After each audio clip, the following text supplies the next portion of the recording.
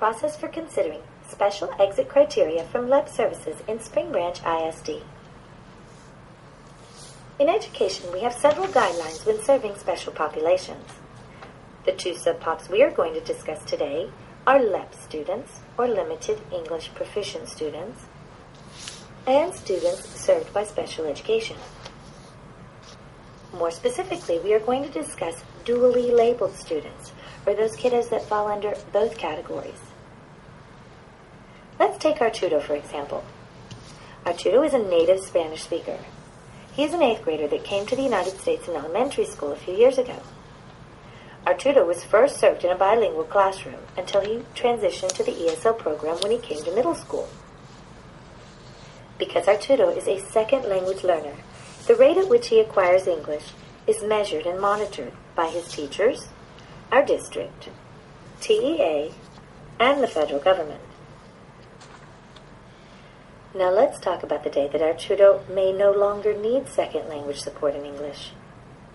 Maybe Arturo has reached the highest levels of language acquisition, or maybe, due to his disability, he's not expected to move beyond a certain language level.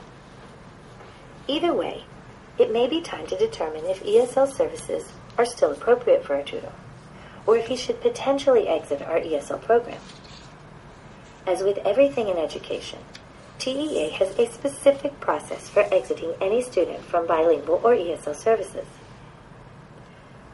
Under Chapter 89, districts are required to use the current English proficiency exit criteria chart. The criteria are different from grade level to grade level, but students must always meet a reading, writing, and oral language criteria to exit the program.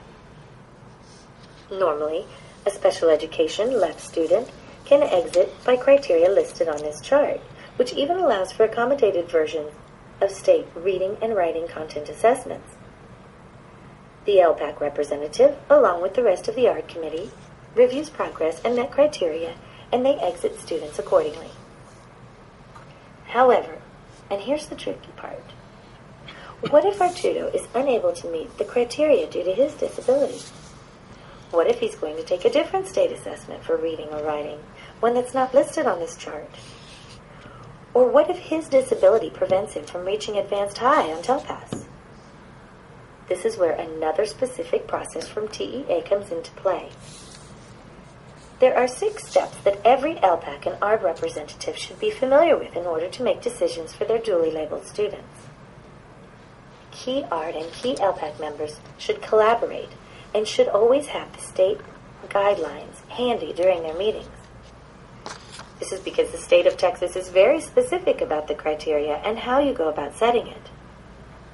The entire process can be found on TEA's website, but here is an outline of the steps. And here's a brief summary. In step 1, a meeting is scheduled between key ARD and key LPAC members at or near the beginning of the school year. They need to evaluate whether Arturo potentially qualifies for exit. In step 2, they would discuss if there is evidence of a need.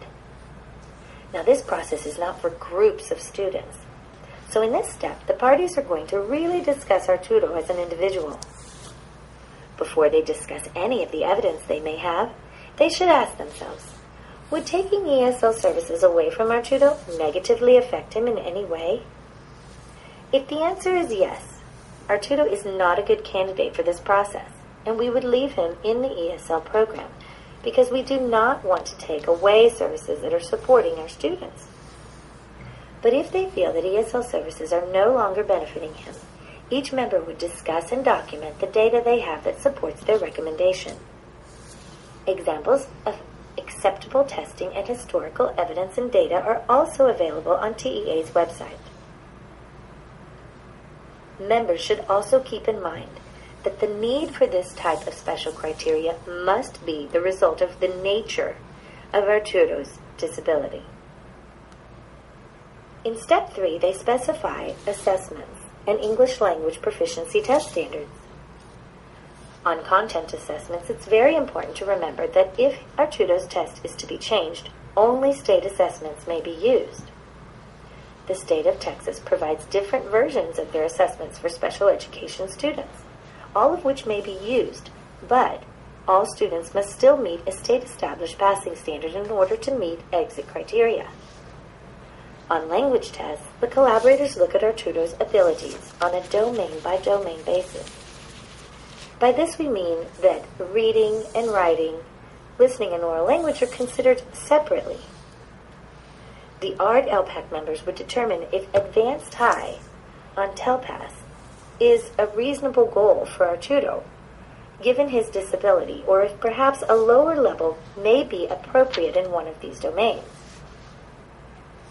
They could also consider recommending that he take a different writing or oral language assessment. A list of approved assessments can also be found on TEA's website. In Step 4, they are required to prepare documentation. In Spring Branch ISD, we have a two-page form in our SEAS program that may be used for this documentation and is also intended for formal ARDs. In Step 5, they discuss the recommended exit criteria in a formal ARD committee meeting. This may or may not be the student's annual ARD meeting, but it must be held early in the school year and prior to the testing they have designated in the collaboration documentation. This is when things would formally be set if the ARD committee is in agreement. Then the IEP would be updated with the documentation. All of these steps have happened prior to spring testing.